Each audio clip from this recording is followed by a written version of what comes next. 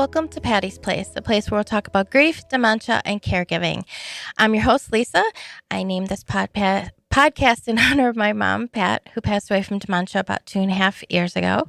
So grab your cup of coffee, your cup of tea, or if you're having a really bad day, a glass of wine, and come join us today so you know you're not alone as we kind of navigate through all of these things. So today I'm very excited. Our guest is Sarah Turner. She is the founder and CEO of CERAThrive. It specializes in circadian biology, mitochondrial health, and photobiomodulation. Sarah explores the role of light in energy, sleep, and brain function. Welcome, Sarah. Thank you. It's lovely to be here. Yes. So I'm very interested in this whole concept with light and that. So what do you think that, what are we fundamentally getting wrong about light and its role in human health today? Yes, I think that light is very misunderstood and underestimated as a health technology. Really, from an evolutionary point of view, we are creatures that have evolved with the sun. And because of that, our bodies are covered in light receivers.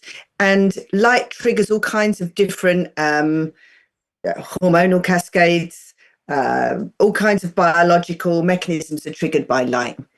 So the indoor lives that we're living now, and screens and cars and indoor offices, windows, buildings, it's kind of depriving us of some of those wavelengths of light, specifically the wavelengths that we would usually see in the morning and the evening, which is the infrared light. Okay. So really, as a species now, we're very, very deficient in this light. And you can see it almost like a vitamin deficiency.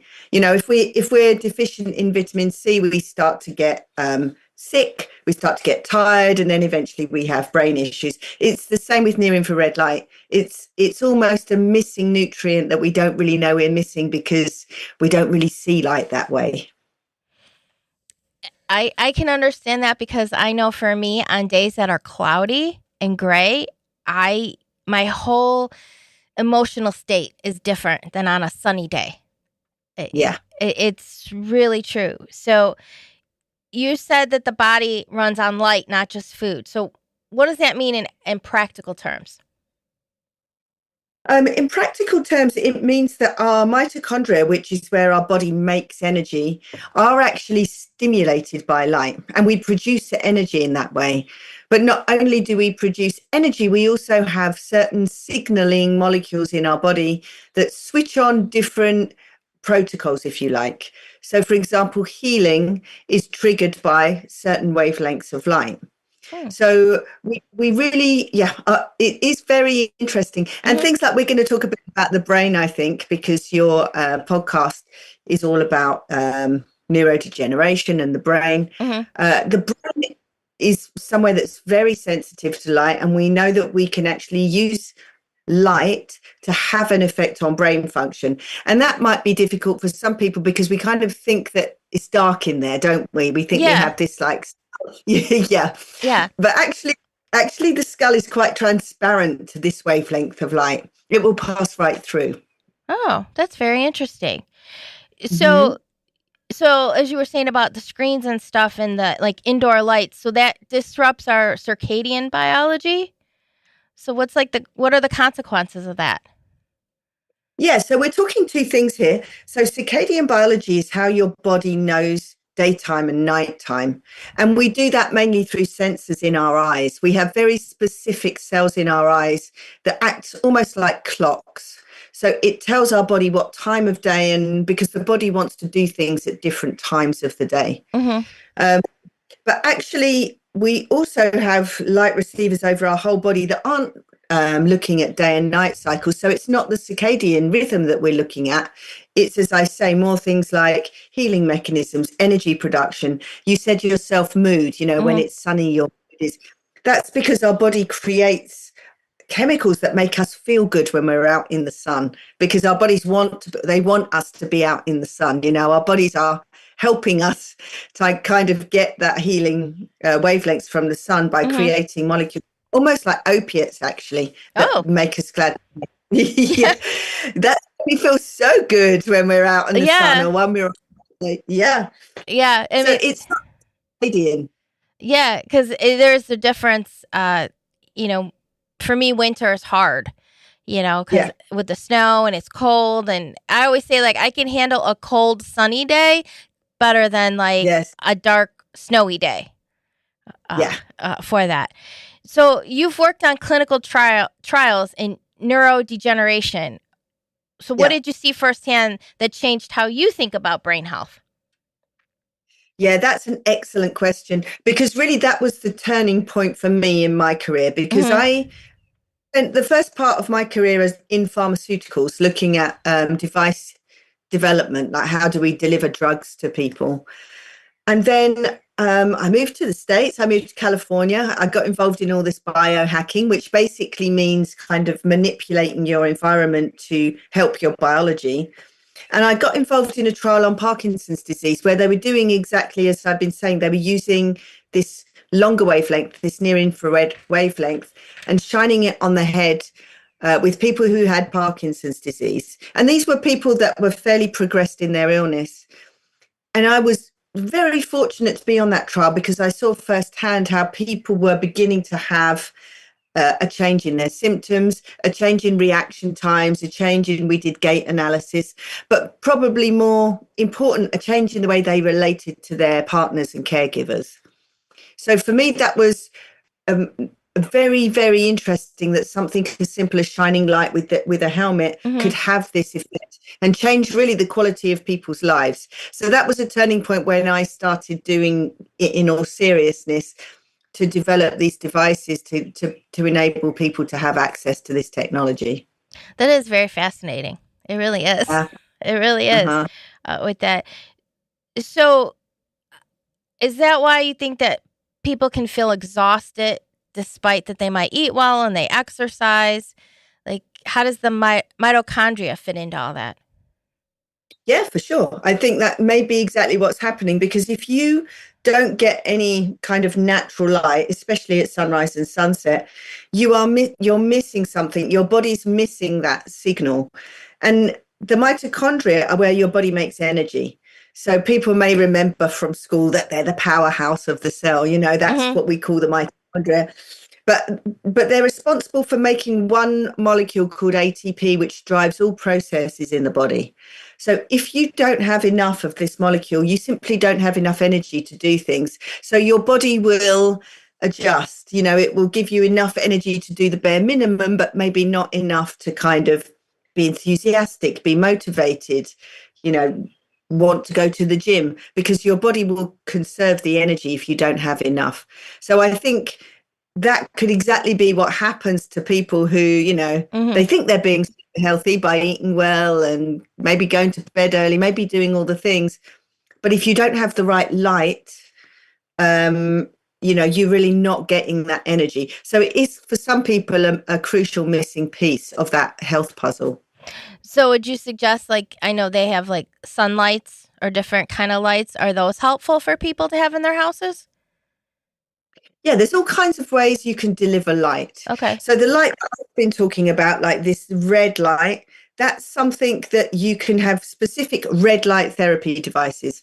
So they normally look red, Mm-hmm. but actually infrared is invisible to the human eye. So normally the devices have a red bulb or LED and a near infrared, which is invisible. If you want to have it for brain, though, you do need to put it actually on the head because although I said, the skull is quite transparent, you still do need to have the light very, very close.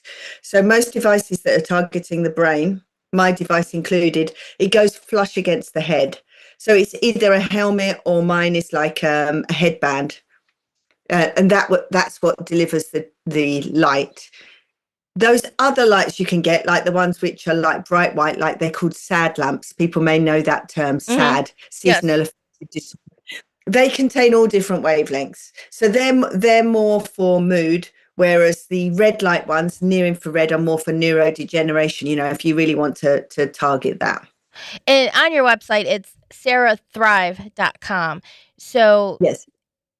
people can purchase the infrared, like like you said, and if you see on your website, it's the band. So that can help with many different things. I see on here, like, you have a questionnaire, like, uh, even with your gut or focusing or your nervous system. So who would this be for? This. Yeah. So when I was on the study that I mentioned to you, I noticed people with some of these conditions also, it normally starts in the gut. Okay.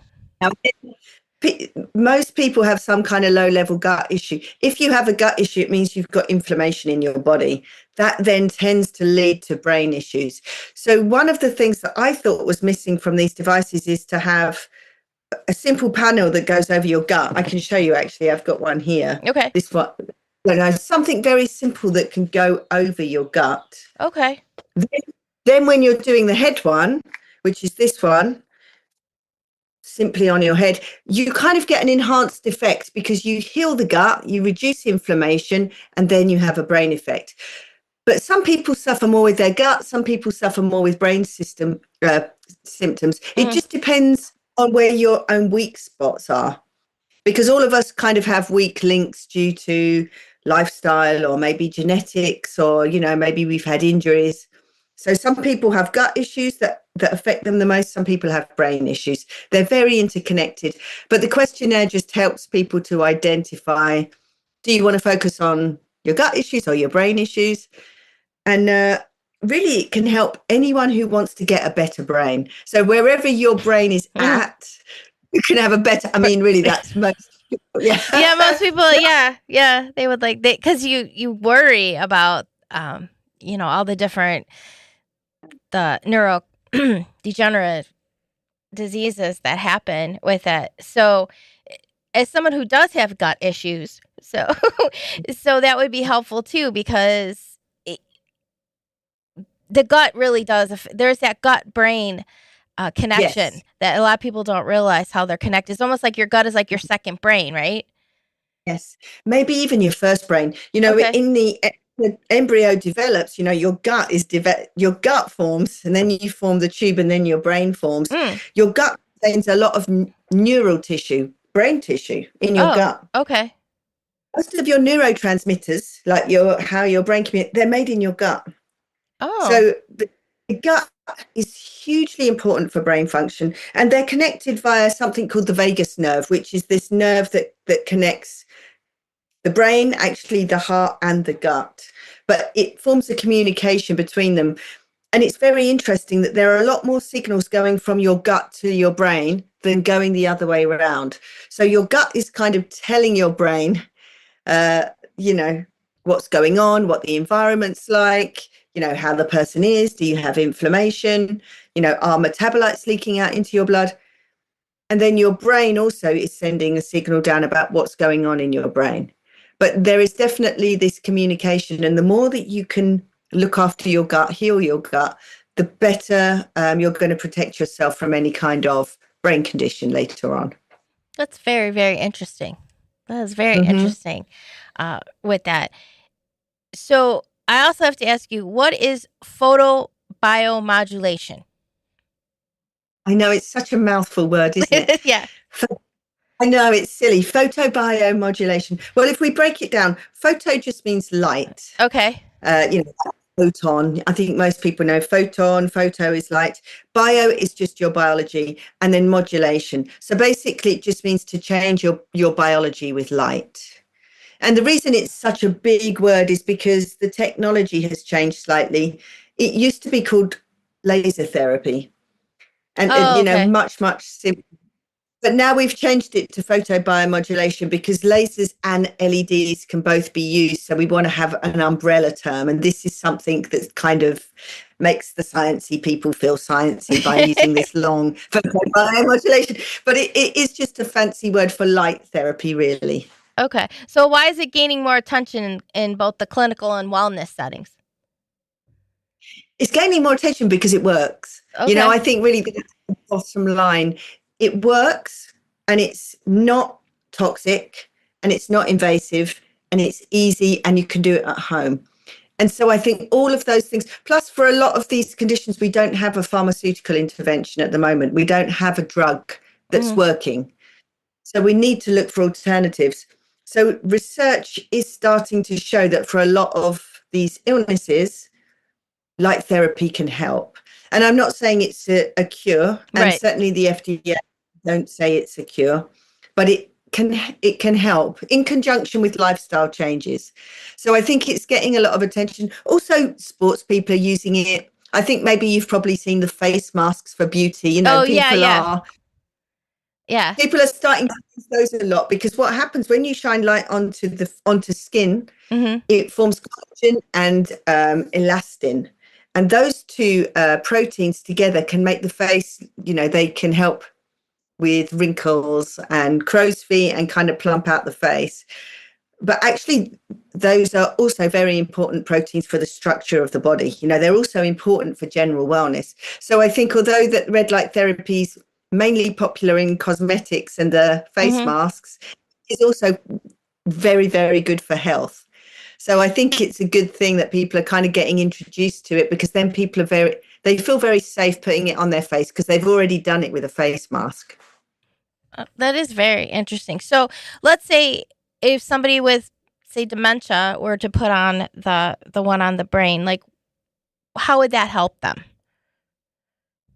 So people who already have dementia, their mitochondria are struggling a bit because they have some deterioration, probably have some inflammation. Mm-hmm. So what you're doing is you're giving the brain, one, you're giving the brain energy, but also what happens when the cell receives the light is the area around the blood vessels open. So you have more oxygenated blood going to the brain.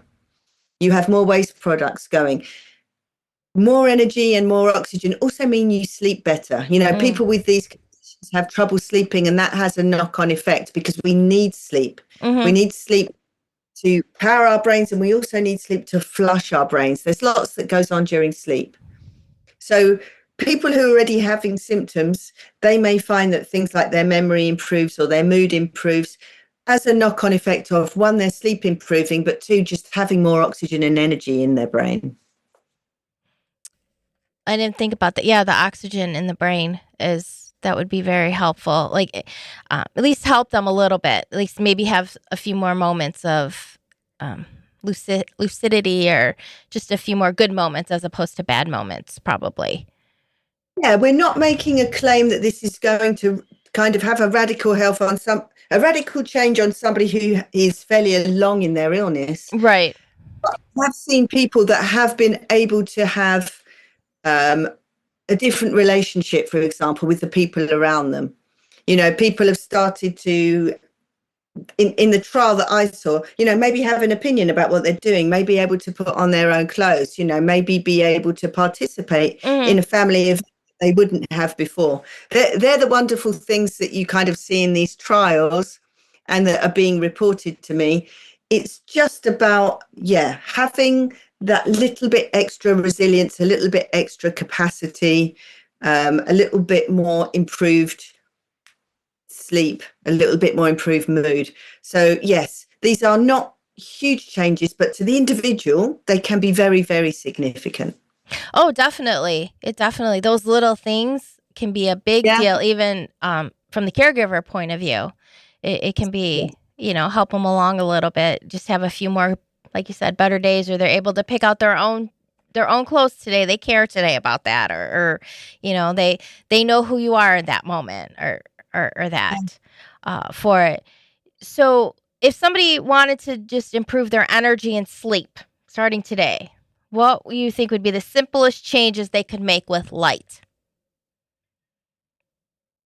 Well, the simplest thing that people can do, and it seems very simple, but it seems to be a big ask for people, is to go outside at sunrise.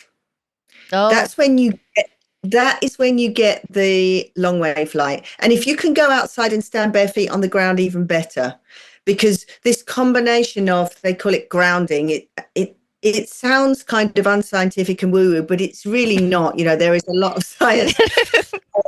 I promise there's a lot of science behind it. Because you're actually, putting your feet on the ground, you're actually electrostatic charges dispersing. You actually pick electrons up from the ground. looking at sunrise, you're getting that signal, as you spoke about circadian biology, Mm-hmm. but you're also getting those long wave red lights. You're getting near infrared. That's probably the best thing that people can do if they can somehow change their lives or working lives or family lives to at least see a few minutes of sunrise.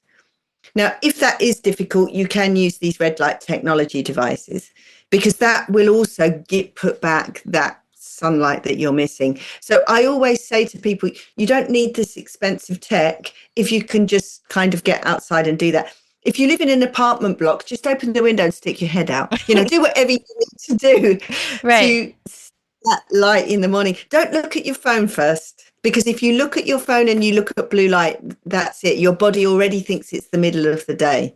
Our Oh. bodies are very sensitive because blue light signals to us that it's the middle of the day. And what do we do in the middle of the day as mammals? We kind of forage for food and we're very active. Mm-hmm. So if people look at their phones as soon as they wake up, you're telling your body it's the middle of the day and you miss out on all of the healing part.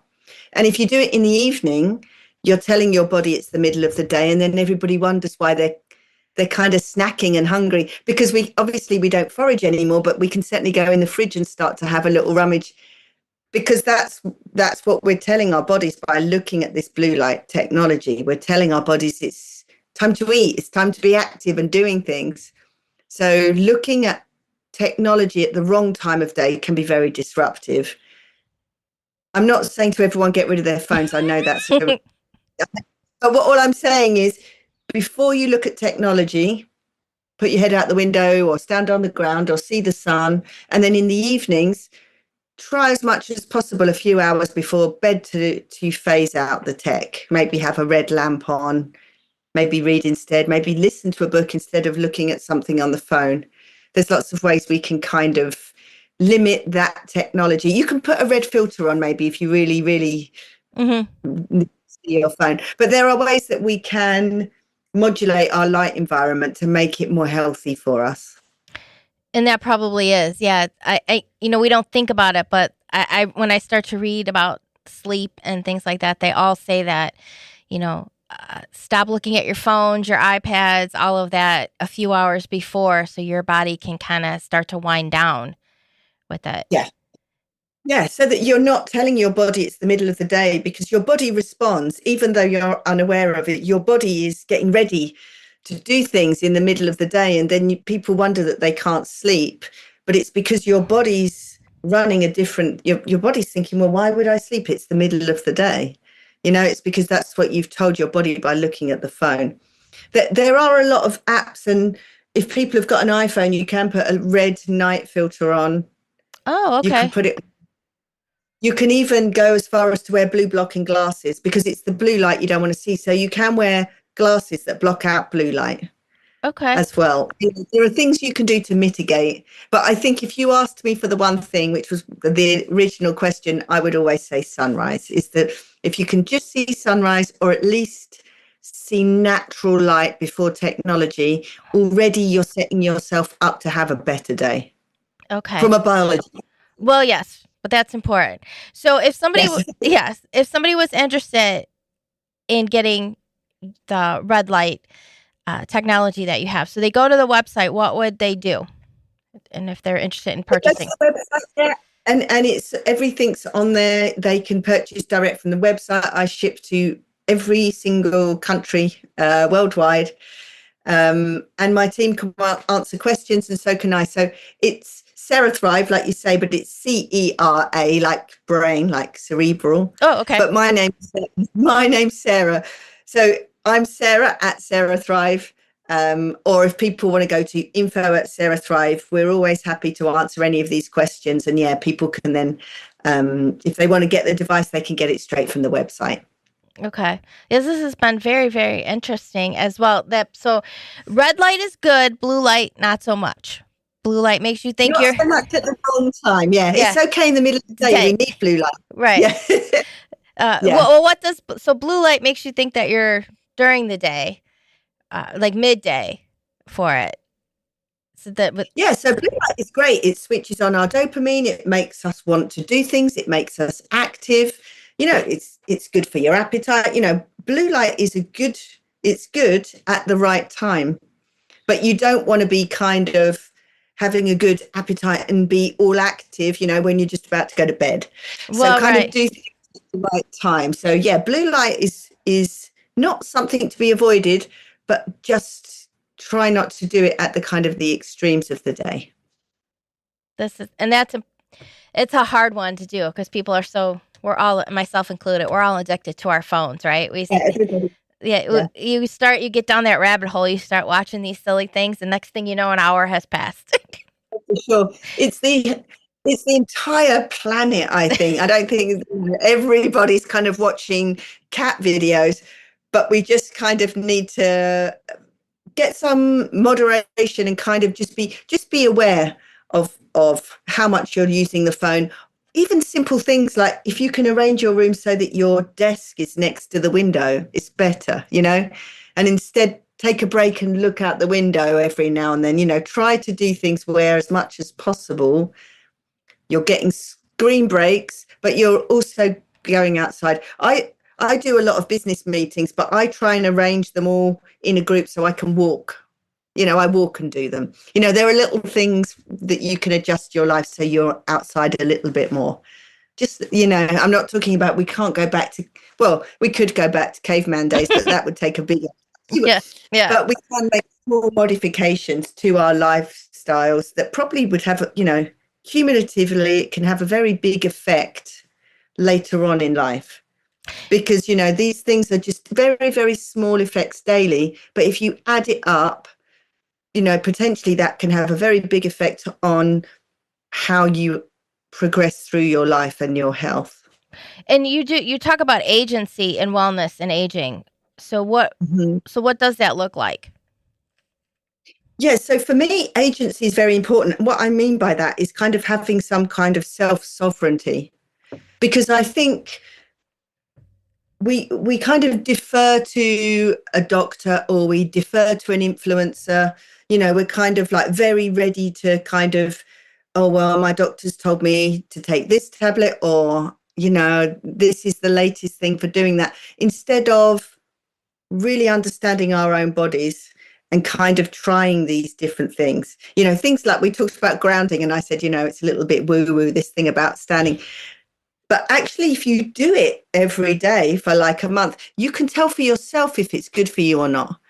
I think agency is more about listening to your own body, doing your own research, not just following the crowd.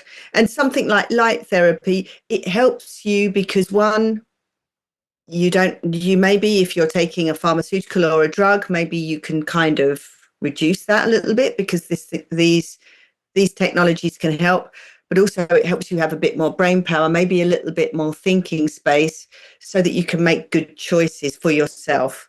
So agency is what I mean by that, is how do you make good choices for yourself that are going to benefit you later on? Mm-hmm. And how do you do things that are for you specifically and not just generic advice or not something that an influencer or someone in a authority figure is telling you to do? Because I think we live in a world right now where it's very, very difficult. We're bombarded, aren't we, with people, with information.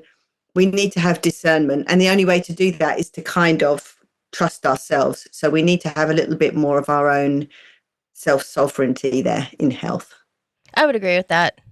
Yeah, that you definitely have to kind of learn and listen to your body with that. And I would agree that the light therapy helps a lot. Like I said, for me, I notice it quite often. Yeah.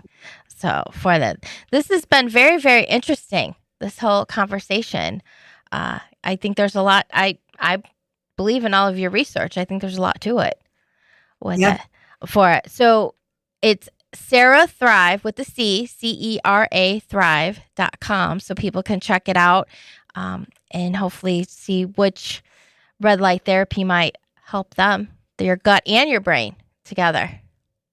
Sure, like I say, and any questions, I love questions, so very happy to answer those. But yes, thank you for having me on. It is an interesting topic because I think it's something that people don't think about so much. We think about exercise and food. We don't think so much about light. No, and we should, because it's all connected. It really That's right. is for it. And it is Mhm. something so simple, like you said, just go out during sunrise. It's as simple as Yeah.